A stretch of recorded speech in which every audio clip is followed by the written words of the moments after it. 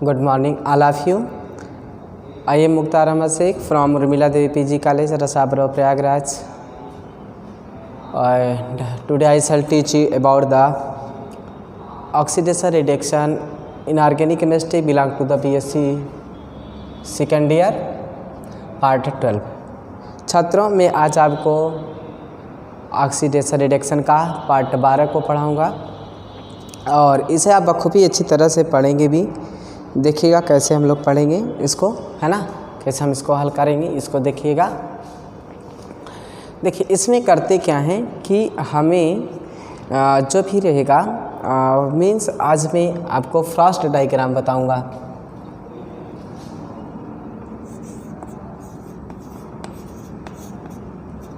Frost diagram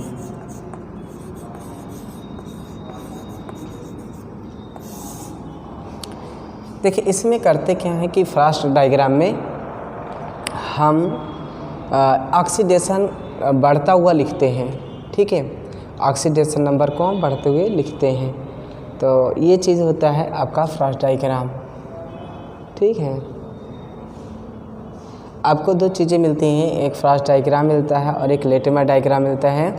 तो Frost diagram में लेटमा diagram में थोड़ा सा अंतर होता है और फ्रॉस्ट डायग्राम लेटमा डायग्राम में अंतर यह होता है कि जो हमारा फ्रॉस्ट डायग्राम होता है उसमें हम इंक्रीजिंग ऑर्डर में मीन्स इंक्रीजिंग ऑर्डर में फ्रॉस्ट डायग्राम में इंक्रीजिंग ऑर्डर फ्रॉस्ट डायग्राम में हम इंक्रीजिंग ऑर्डर में ऑक्सीडेशन नंबर लिखते हैं।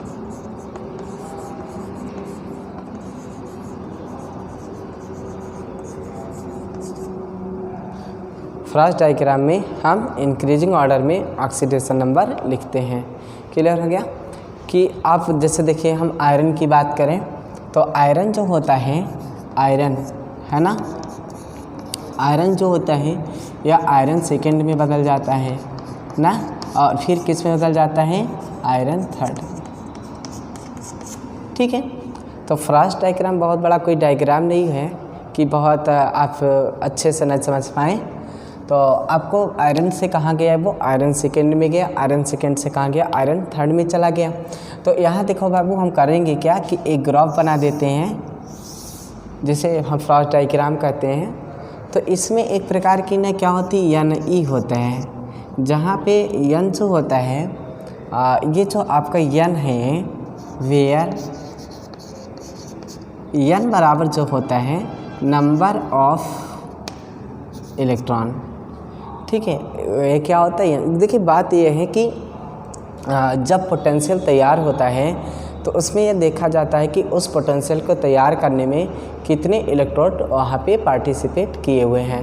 तो जितने इलेक्ट्रोड वहाँ पर पार्टिसिपेट किए रहेंगे उतना ही यन का मान, जितने इलेक्ट्रॉन वहाँ पे पार्टिसिपेट किए रहेंगे वहीं उसका क्या हो जाएगा, यन का मान रहेगा, यानी वह इलेक्ट्रॉन का मान रहता है ना। अच्छा, एक चीज़ और भी ध्यान से समझ लीजिएगा आप कि यहाँ पर जैसे मैंने ई लिखा है तो ई का मतलब होता है इलेक्ट्रोड पोटेंशियल और यन का मतलब क्या हो गया, नंबर ऑफ इलेक्ट्रॉन।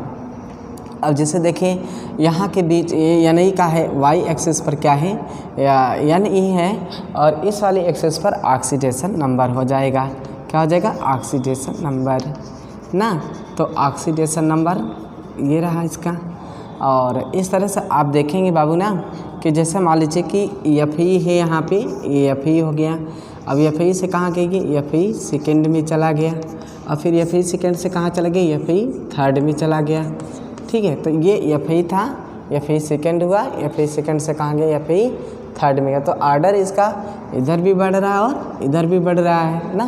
तो इस प्रकार से हमने देखा कि जब ये इधर भी बढ़ रहा है और इधर भी बढ़ रहा है तो ऐसी स्थिति में यहाँ पर यह बोला जाएगा कि फ्रॉस्ट डायग्राम में हम यही करते हैं कि वह किस ऑर्डर में उसका ऑक्सीडेशन नंबर बढ़ रहा है। जैसे जैसे उसका ऑक्सीडेशन नंबर बढ़ता चला जाएगा वैसे वैसे उसके ग्राफ को हम एवब करते चले जाएंगे। ठीक है, तो ये रहा आपका ऑक्सीडेशन नंबर और इधर हम क्या मान लेते हैं, एक्स एक्सिस। क्या मान लेते हैं यहाँ पर, एक्स एक्सिस। तो एक्स एक्सिस पर ऑक्सीडेशन नंबर हो गया, वाई एक्सिस पर उसका एन ई हो गया और इस प्रकार से जो होगा या नहीं, और ऑक्सीडेशन नंबर में एक ग्राफ खींचा जाता है और इसमें यह एक चीज़ देखा जाता है कि सबसे मोस्ट स्टेबल ऑक्सीडेशन नंबर या ऑक्सीडेशन स्टेट क्या है। तो आपने देखा कि मोस्ट स्टेबल ऑक्सीडेशन स्टेट ये होगा, या तो मान करके ये चलिए, है ना। तो क्रॉस डायग्राम में यही चीज़ें कहते हैं कि हमको यह पता लगाना होता है कि किसका किस तरह से ऑक्सीडेशन नंबर हो रहा है। देखिए बात यह है ना, ऑटो ऑक्सीडेशन नंबर का नाम आपने सुना होगा। तो ऑटो ऑक्सीडेशन नंबर में क्या करते हैं कि उसमें भी हम लोग यही काम करते हैं, है कि नहीं। ऑटो ऑक्सीडेशन नंबर में भी हम लोग यही काम करते हैं कि उसमें भी एक ही चीज़ से दो दो ऑक्सीडेशन नंबर आ जाते हैं। जैसा कि आपने पिछली कक्षा में पढ़ा भी हुआ था कि एक ही चीज़ से दो दो ऑक्सीडेशन नंबर आ रहे थे। तो ऐसी स्थिति में यह देखना होता है कि फिर उसमें स्टेबल कौन है ना। तो स्टेबिलिटी जो होगी वह जो मेजर बीच का होता है वही स्टेबल माना जाएगा। तो ठीक है, कोई बात नहीं है, आपको समझ में ज़रूर आएगा। तो फ्रॉस्ट डायग्राम बस इतना ही था और कोई चीज़ है नहीं।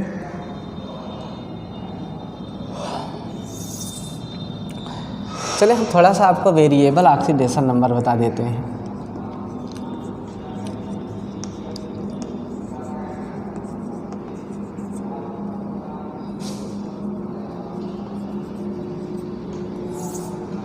देखिए अब आपने देखा कि जो Fe है और यहाँ Fe सेकेंड है और यहाँ क्या है Fe थर्ड है। तो आपने इसमें क्या देखा कि Fe first, Fe second, Fe third और टोटल किससे बने थे, Fe से ही बने थे। तो ऐसी स्थिति में क्या होता है कि हमें इसे वेरिएबल ऑक्सीडेशन नंबर कहा जाता है। देखिए बात यह है कि इसे वेरिएबल ऑक्सीडेशन नंबर कहेंगे। वेरिएबल ऑक्सीडेशन नंबर का मतलब होता है कि वहाँ पर जो ऑक्सीकरण संख्या आ रही है वह 2 से अधिक प्रकार की आ रही है ना।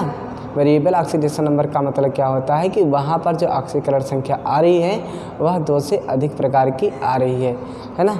तो ये चीज़ें हैं, जब किसी भी एलिमेंट के अंदर 2 से अधिक टाइप के ऑक्सीडेशन नंबर आ जाते हैं तो उसे हम वेरिएबल ऑक्सीडेशन नंबर के नाम से जानते हैं। तो यह चीज़ आप न भूलिएगा कि वेरिएबल ऑक्सीडेशन नंबर किसे कहते हैं और ये कैसे आ जाता है। ठीक है बेटा, और थोड़ा आप इस ध्यान दीजिएगा। जैसे वेरिएबल ऑक्सीडेशन नंबर जैसे आयरन है, देखिए तो आयरन का ऑक्सीडेशन नंबर +2 भी होता है और आयरन का ऑक्सीडेशन नंबर +3 भी होता है ना। आयरन का ऑक्सीडेशन नंबर +2 भी होता है, आयरन का ऑक्सीडेशन नंबर +3 भी होता है, और मैग्नीज का ऑक्सीडेशन नंबर +2 भी होता है और मैग्नीज का ऑक्सीडेशन नंबर +4 भी होता है। एसएन का ऑक्सीडेशन नंबर +2 भी होता है और एसएन का ऑक्सीडेशन नंबर +4 भी होता है। बोलिए कोई दिक्कत किसी को। उसके बाद देखिएगा किसी का भी ले लीजिए, एयू का ऑक्सीडेशन नंबर +1 होता है और एयू 3+ का ऑक्सीडेशन नंबर +3 होता है ना। तो आपने देखा कि इनका ऑक्सीडेशन नंबर जो था बहुत था ना। कितना अच्छा ऑक्सीडेशन नंबर है, बहुत ही अच्छे प्रकार के ऑक्सीडेशन नंबर हो रहे हैं इसके ना। मीन्स ऑक्सीडेशन नंबर यहाँ पर विभिन्न प्रकार के हैं। बोलिए सही बात है। तो जब हम विभिन्न प्रकार के ऑक्सीडेशन नंबर पा रहे हैं तो फिर हम इसे क्या कहेंगे, वेरिएबल ऑक्सीडेशन नंबर कहेंगे। जैसे हम आपका ऑक्सीडेशन नंबर बता दें, जैसे Hg है तो +1 है ना, Hg है तो +2 है ना, कापर है तो +1 है और कापर है तो +2 है। तो इस तरीके से यह क्या हो गया, वेरिएबल ऑक्सीडेशन नंबर के नाम से जाने जाएंगे।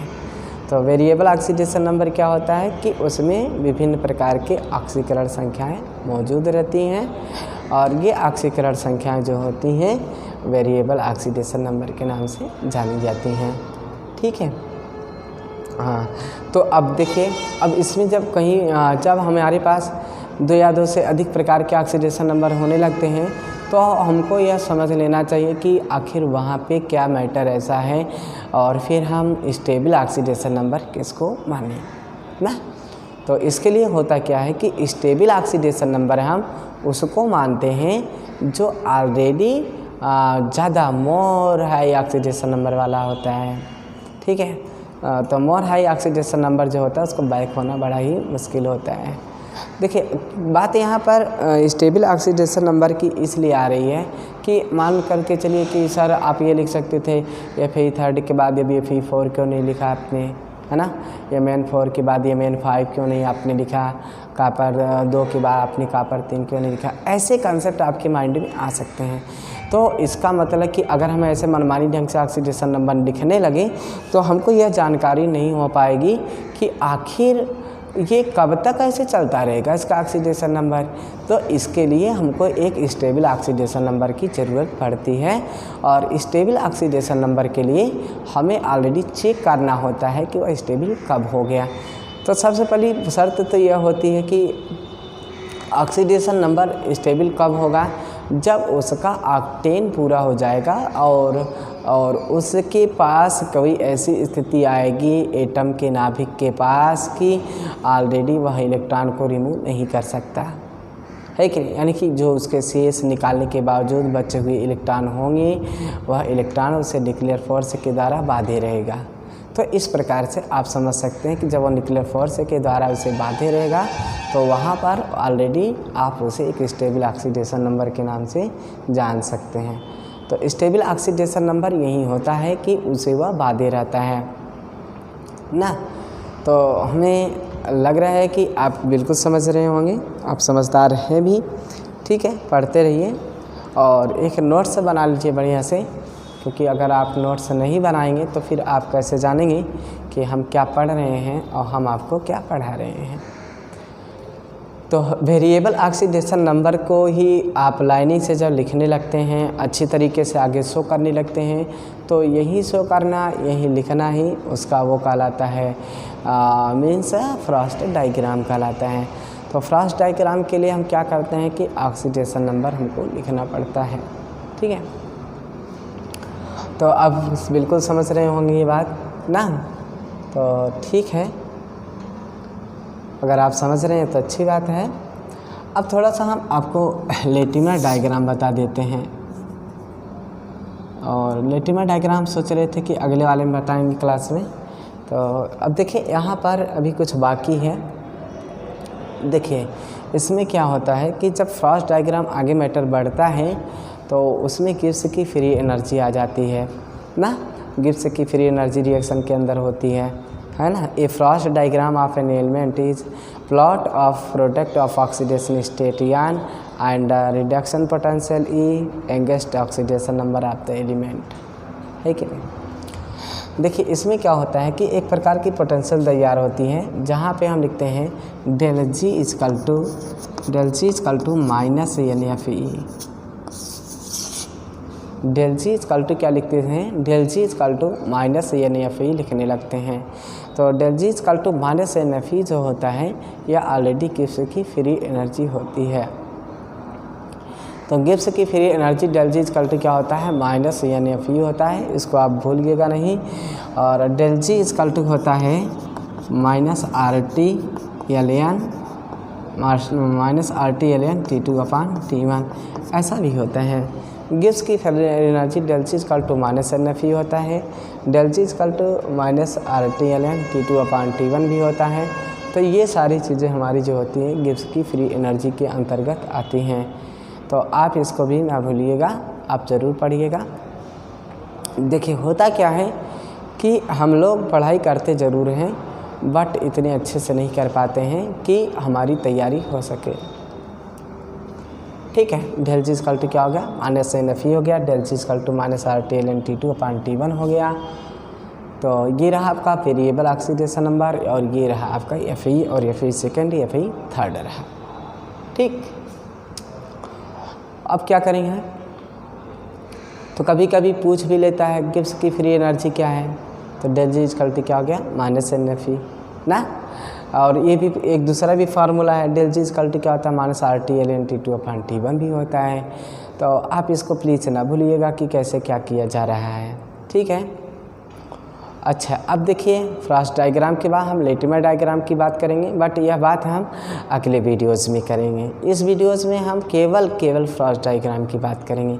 और वैसे भी आप फ्रॉस्ट डायग्राम को मैंने आपको बताया कि ऑलरेडी यह क्या करता है कि इसमें पढ़ता हुआ ऑक्सीडेशन नंबर के आधार पर हम इसकी ऑक्सीकरण संख्या निकाल करके और इसे मीन्स गिब्स की फ्री एनर्जी और प्लस में क्या कहते हैं उसके ऑक्सीडेशन नंबर के अगेंस्ट में एक प्लॉट खींचते हैं और उस प्लॉट में क्लियर हो जाता है। उसी डायग्राम को हम फ्रॉस्ट डायग्राम कह देते हैं। सही है? हाँ, बिल्कुल सही होगा।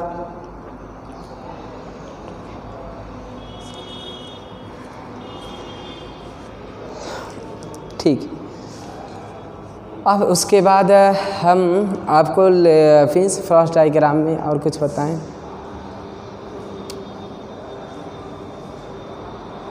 लेटिमर डायग्राम ले ही लें क्या।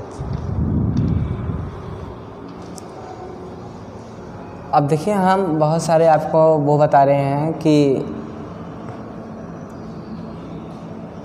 जैसा मान लीजिए कि आप मैग्नीज का ही फ्रॉस्ट डायग्राम खींचना चाहते हैं। Draw the manganese Frost diagram.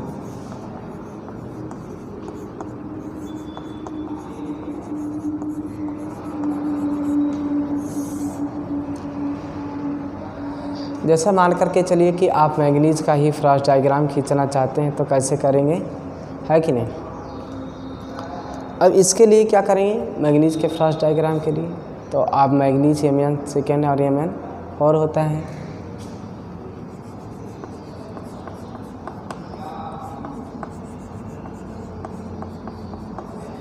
और क्या ना Mn सेकेंड और Mn और होता है मैग्नीज के लिए। अब इसमें होता क्या है कि अगर मैग्नीज हमारा इस कंडीशन में है तो हम करेंगे क्या कि थोड़ा सा पानी पी लेते हैं।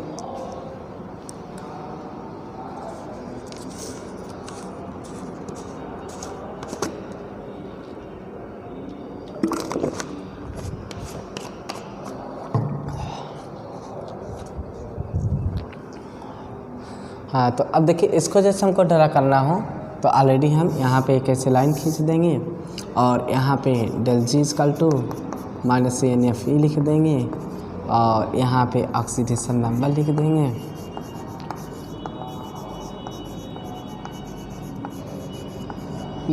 और फिर इस तरह से एक लाइन खींच देंगे और यहाँ पे मैग्नीज सेकेंड कर देंगे और मैग्नीज सेकेंड से कहाँ जा रहा है, मैग्नीज 4 में जा रहा है।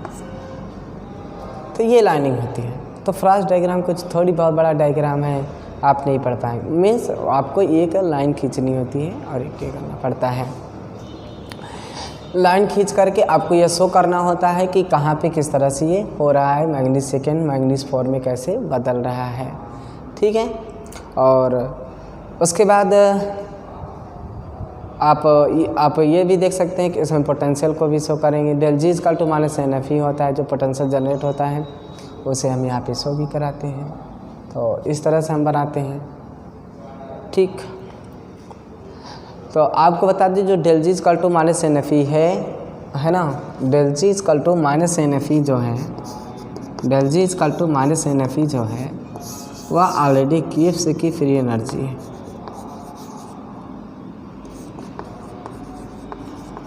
del G = -NFE जो है वह क्या है, गिब्स की फ्री एनर्जी है। तो इस चीज़ का ध्यान दीजिएगा कि del G = -NFE गिब्स की फ्री एनर्जी होता है। और गिब्स की फ्री एनर्जी में ऑलरेडी हम करेंगे क्या कि हाँ ठीक है, गिब्स की फ्री एनर्जी होता है। तो आप इसके तहत एक प्रकार के पोटेंशियल यानी फ्री एनर्जी भी निकाल सकते हैं। यदि आपको इलेक्ट्रोड मीन्स इलेक्ट्रॉन का मान मालूम हो कि वह इलेक्ट्रॉन कितने थे और कितनी पोटेंशियल तैयार कर रहे थे, तो ऑलरेडी आप गिब्स की फ्री एनर्जी भी निकाल सकते हैं del G = -NFE से ना। अब देखिए इसमें होता क्या है कि आपको बहुत सारी एनर्जी मिलते हैं रिएक्शन में, जैसे गिब्स की फ्री एनर्जी मिलती है, एक्टिवेशन एनर्जी मिलती है, इलेक्ट्रोड पोटेंशियल मिलता है, आयनाइजेशन एनर्जी मिलती है, इलेक्ट्रॉन एफिनिटी मिलता है, तो बहुत सारी चीज़ें मिलती हैं, है ना। डिसोसिएशन एनर्जी मिलती है, साल्वेशन एनर्जी मिलती है। तो ये सारी एनर्जियाँ जो होती हैं वह एक प्रकार से हमें आपको जानना होगा कि उस रिएक्शन में ये सारे क्या रोल करते हैं, है कि नहीं। तो अब देखिए आपके ऑक्सीडेशन रिडक्शन में तो भाई गिब्स की फ्री एनर्जी मौजूद है, और जब मौजूद है तो उसको हमको पढ़ना पड़ेगा, उसको हमको बताना होगा कि किस तरह से ये होता है। लेकिन हम फ्रॉस्ट डायग्राम के सहारे गिब्स की फ्री एनर्जी का मान निकाल सकते हैं, ठीक है। हम फ्रॉस्ट डायग्राम के सहारे गिब्स फ्री एनर्जी का मान निकाल सकते हैं। तो आप इसको ना भूलिएगा कैसे होता है। देखिए इसमें क्या होता है ना, दिए रहते हैं कि आप गिब्स की फ्री एनर्जी को कैलकुलेट करिए, आप इसके मान को कैलकुलेट करके बताइए कि क्या होते हैं और ये किस तरह से होते हैं। जैसे कि अगर हम कह दें आपको कि देखिए सबसे पहले तो आप ऑक्सीडेशन नंबर निकालना ना भूलें। कैसे ऑक्सीडेशन नंबर निकालना होता है। फ्रॉस्ट डायग्राम जो होता है वह ऑलरेडी स्टेबिलिटी से ही रिलेटेड था कि कोई भी कंपाउंड कैसे स्टेबल होगा और कैसे नॉन स्टेबल होगा ना। और फिर फ्रॉस्ट डायग्राम का जो मैटर है वह ऑलरेडी ऑक्सीडेशन नंबर और गिब्स की फ्री एनर्जी के बीच का प्लॉट है। और फिर आप ये भी जानते हैं कि आपका जो भी सिस्टम होता है, मीन्स जो आपको मटेरियल मिलता है उसको आपको ग्राफ ड्रा करना होता है कि भाई फ्रॉस्ट डायग्राम खींचिए। और इसका एप्लीकेशन यह होता है कि इसमें यह चेक किया जाता है कि वह किस जगह जा कर के स्टेबल हो रहा है ना। क्या चेक किया जाता है, वह यह चेक किया जाता है कि वह किस जगह जा कर के स्टेबल हो रहा है। तो स्टेबिलिटी का पता लगाया जाता है कि वह स्टेबल कब हो रहा है और किस तरह से हो रहा है। अगर ऐसी स्थिति है तो ऑलरेडी आपको वहाँ पे मानना होगा कि वह फ्रॉस्ट डायग्राम ही होगा जिसके सहारे हम इसका मान निकाल सकते हैं, है कि नहीं। क्या पता लगा लेंगे हम लोग कि हम यह जान लेंगे कि वह फ्रॉस्ट डायग्राम में ही होगा जिसके सहारे हम उसका मान निकाल सकते हैं। क्लियर है, तो ठीक है। और बिल्कुल आप पढ़ाई करिए, जम करके पढ़िए लिखिए। और फ्रॉस्ट डायग्राम में आपको कुछ नहीं करना है। नॉर्मली तौर पर आपको Fe से Fe सेकेंड Fe थर्ड किसी भी कंपाउंड का, किसी भी कॉम्प्लेक्स का जब आप फ्रॉस्ट डायग्राम निकालेंगे तो ऐसी स्थिति में आपको केवल का केवल आपको यही करना होगा कि यह देखना होगा कि उसके कितने वेरिएबल ऑक्सीडेशन नंबर होते हैं और वह किस तरह से कितने स्टेबल हो जाते हैं। आपको बता दें कि ΔG = -NFE का जो मान होता है वह जितना ही अधिक होता है वह डायग्राम उतना ही जितना अधिक जिसका फ्रॉस्ट डायग्राम का मान होगा वह उतना ही अधिक स्टेबल माना जाएगा। फ्रॉस्ट डायग्राम जिसका जितना अधिक होगा वह उतना ही अधिक क्या माना जाएगा, स्टेबल माना जाएगा। इसलिए फ्रॉस्ट डायग्राम के लिए आपको करना क्या होगा कि बिल्कुल आप अच्छी तरह से मीन्स स्टडी करिए और फिर फ्रॉस्ट डायग्राम को ड्रा करिए। अब बारी बारी से हमारे पास बहुत सारे फ्रॉस्ट डायग्राम हैं, जैसे SN का खींच करके ट्राई मारिए, AU का खींच करके, है ना, मरकरी का खींच करके सबका ट्राई मारिए कि हम किस तरह से इसको ड्रा कर सकते हैं, इसका कैसे हम खींच सकते हैं, है ना। ये सारी चीज़ें आप ड्रा करने की कोशिश करिए। और रही बात हमें पढ़ने और पढ़ाने की, तो हम तो लोग पढ़ाते ही रहेंगे और आप पढ़ते ही रहेंगे, लेकिन जब तक आप खुद ही नहीं मेहनत करेंगे तो आपको कहाँ से आने वाला है, ठीक है। इसलिए बेटा आप बिल्कुल पढ़ाई करिए और पढ़ते रहिए। तो मैंने देखिए एक बार रिवाइज कर दे रहा हूँ फिर से आपको। देखिए फ्रॉस्ट डायग्राम जो ऑलरेडी है उसमें ऑक्सीडेशन नंबर इंक्रीजिंग ऑर्डर में रखा जाता है और इंक्रीजिंग ऑर्डर में ऑक्सीडेशन नंबर रख करके Fe सेकेंड Fe थर्ड का लिया जाता है। जैसे आयरन है या नहीं है, Fe सेकेंड गया, फिर Fe थर्ड गया, फिर नीचे ऑक्सीडेशन नंबर होता है, फिर उसे ΔG = -NFE से डिनोट कर दिया जाता है। फिर आपको ΔG = -NFE और इधर ऑक्सीडेशन नंबर के बीच में संबंध स्थापित किए जाते हैं ना। यही आपके हो गए। और इस तरीके से आप देखिए इनका मैग्नीज का भी मैंने आपको दिखाया कि वेरिएबल ऑक्सीडेशन नंबर है और इस तरह से ये होता है। Del G equal to minus RT/T2/T1 होता है। Del G equal to minus NFE होता है। ये गिब्स की फ्री एनर्जी है। तो कहाँ दिक्कत आपको है? कोई दिक्कत नहीं है। तो आप ट्राई मारेंगे ना? बिल्कुल ट्राई मारिएगा, बिल्कुल ट्राई मारिएगा भाई। आप घर पर जा कर के कोशिश तो ज़रूर करिए, वरना तो फिर कैसे होगा। ठीक है, घर पे जा कर के कोशिश करिए, उसको हल करने की कोशिश करिए कैसे किया जाएगा ये, है ना। क्योंकि जब तक आप से आपको हम बता दें यह किस किताब में आपको मिलेगा, आपको यह वाली चीज़ें आपको कृष्णा पब्लिकेशन की बुक से मिल जाएगा। सिलेबस टू सिलेबस रहती है, उसमें जा कर के आपको यह मिल जाएगा। आप वहाँ जा कर के देखेंगे तो वहाँ पर इस तरह से ये बनाया हुआ है। तो बिल्कुल कोशिश करिएगा कि ये आपको आ जाए। लेटमर डायग्राम बनाना, फ्रॉस्ट डायग्राम बनाना।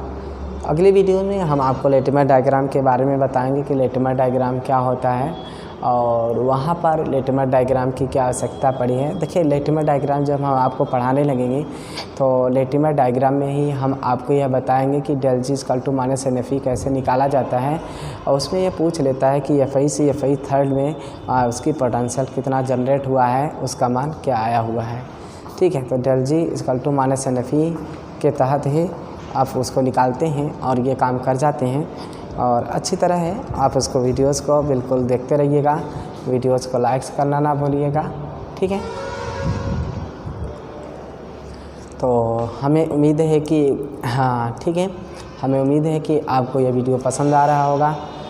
देखिए अगर हमारा यह वीडियो आपको पसंद आ रहा है तो हमारे चैनल को बिल्कुल सब्सक्राइब करना ना भूलें, हमारे वीडियोस को लाइक्स करना ना भूलें और अपने दोस्तों में शेयर करना ना भूलें। तो प्लीज़ हमारे चैनल को सब्सक्राइब करिए, हमारे वीडियोस को लाइक्स करिए और अपने दोस्तों में इसको शेयर ज़रूर करिए। और सबसे बड़ी चीज़ है कि आप कमेंट बॉक्स के अंदर जा कर के कमेंट ज़रूर लिखिए, क्योंकि जब आप कमेंट लिखते हैं तो हमें भी यह लगता है कि आप पढ़ाई करते हैं। जब आप कमेंट नहीं लिखते हैं तो हमें यह नहीं लगता कि आप पढ़ाई नहीं करते हैं। ठीक है, तो आप बिल्कुल कमेंट लिखिए जो आपको आ रहा हो। देखिए जैसे मैंने आपको फ्रॉस्ट डायग्राम पढ़ाया, अब फ्रॉस्ट डायग्राम में आपको कहाँ पे प्रॉब्लम क्रिएट हो रही है, क्या नहीं समझ में आ रहा है कि सर फ्रॉस्ट डायग्राम हम कैसे लिखेंगे, सर फ्रॉस्ट डायग्राम कैसे ड्रा करेंगे। ये सारी चीज़ें अगर आपको नहीं आ रहा है तो आप हमसे खुल करके पूछ सकते हैं ना। फ्रॉस्ट डायग्राम में आपको कहाँ पे क्या लिखना है, यदि आपको नहीं आ रहा है तो आप मुझसे खुल करके पूछ सकते हैं कि सर आपने ये कैसे किया, आप ये कैसे करेंगे, आप क्या पढ़ा रहे हैं और आप क्या नहीं पढ़ा रहे हैं। तो छात्रों, हमें उम्मीद है कि मेरा यह वीडियो आपको ज़रूर पसंद आया होगा। ऐसा लग रहा है कि पसंद आया होगा, है ना। और हम तभी जानेंगे कि आपको मेरा वीडियो पसंद आया है जब आप हमारे चैनल को सब्सक्राइब ज़रूर करेंगे और मेरे साथ ही साथ लाइक से ज़रूर करेंगे। और इसके पहले तो हम जानेंगे ही नहीं कि आप मेरी वीडियोज़ को लाइक से कर रहे हैं या मेरी वीडियो या मेरे चैनल को सब्सक्राइब कर रहे हैं कि नहीं कर रहे हैं। तो आप जब लाइक से कर देते हैं ना तो ये दिल खुश हो जाता है और यह बता देता है दिल कि आप बिल्कुल हमारे चैनल को लाइक्स कर रहे हैं, हमारे चैनल को सब्सक्राइब कर रहे हैं और ऐसा लगता है कि बिल्कुल आप इसे लाइक कर रहे हैं। तो हमारे वीडियोज़ को लाइक्स करना ना भूलें, हमारे चैनल को सब्सक्राइब करना ना भूलें और कोई भी हमारे पास PDF भी अवेलेबल है, आप हमारे PDF को भी डाउनलोड कर सकते हैं। आपको ID पासवर्ड दिया जाता है, आप डाउनलोड कर सकते हैं। ठीक है, तो इस चीज़ को आप बिल्कुल ना भूलें, है ना। भले ही डिस्टेंस एजुकेशन हो रहा है तो क्या हुआ, लेकिन आपका प्यार, आपका जो अफेयर, आपके जो पढ़ाने के तरीके, आपके जो पढ़ने के अंदाज़ है वह मुझे इसी ही वीडियो से पता चलते रहते हैं। लेकिन कब, जब आप उसे लाइक्स करते हैं तब। जब आप उसे लाइक्स नहीं करेंगे तो फिर आप वीडियोज़ कैसे जानेंगे। ठीक है, जब आप उसे लाइक्स नहीं करेंगे तो फिर हम वीडियोज़ कैसे जानेंगे। और उस वीडियोज़ को जानने के लिए हमको बिल्कुल लाइक्स करना होगा वीडियोज़ को और वीडियोज़ को बताना होगा। तो हमें उम्मीद है कि आपको यह वीडियो पसंद आया होगा। यदि मेरा यह वीडियो आपको पसंद आया है तो मेरे चैनल को सब्सक्राइब करना ना भूलें, हमारे बेल आइकन को ना भूलें, और साथ ही साथ हमें और आप बिल्कुल मिल कर के पढ़ाते हैं। और विशेषकर आप जो हमारी चैनल को देख रहे हैं, हम आपको इस चैनल को देखने के लिए हम बहुत बहुत आभारी हैं। बहुत बहुत धन्यवाद आपका। और इस चैनल को देखने के लिए, इस वीडियो को देखने के लिए बहुत बहुत धन्यवाद। और मिलेंगे अगले वीडियोज़ में, और बस इतना ही। अगली वीडियोज़ में मिलेंगे आपको लाइटमर डायग्राम के साथ। बस आज के लिए इतना ही। बस ओके, थैंक्स। जय हिंद, जय भारत। Okay, bye.